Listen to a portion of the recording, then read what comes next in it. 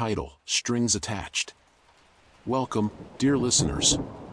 Gather round, for tonight's tale is stitched together with fear, sewn tightly with dread, and buttoned up with terror.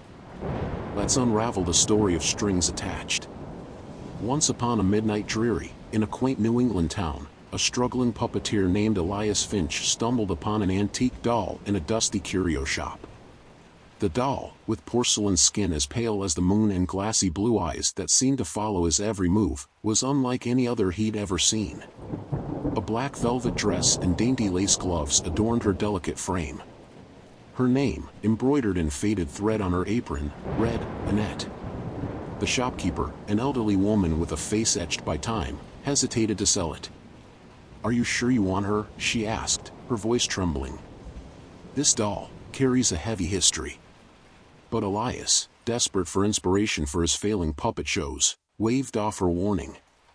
He purchased Annette for a mere $20 and brought her to his workshop, convinced she would be the star of his next performance. That night, as the rain drummed against his window, Elias set Annette on his workbench. He felt an odd chill as he began restringing her joints, but he brushed it off.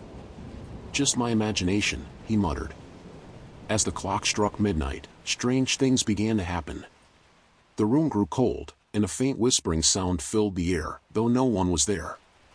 Elias glanced at Annette, and for a moment, he could have sworn her head had turned slightly. "Long day," he chuckled nervously. "I'm losing it." The next morning, Elias performed his first show with Annette. To his astonishment, the audience was mesmerized. Children laughed, adults applauded, and the doll seemed almost alive in his hands. His fame grew overnight. But with success came nightmares. Every night, Elias dreamed of Annette walking around his workshop, her tiny porcelain feet clicking on the wooden floor.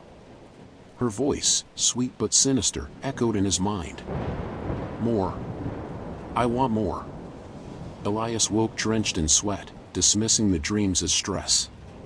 But the more shows he performed, the stronger Annette's presence became. Objects in his workshop moved when he wasn't looking. Shadowy figures appeared in the corners of his vision. And Annette, she started to change. Her once lifeless eyes now sparkled with a malevolent glint.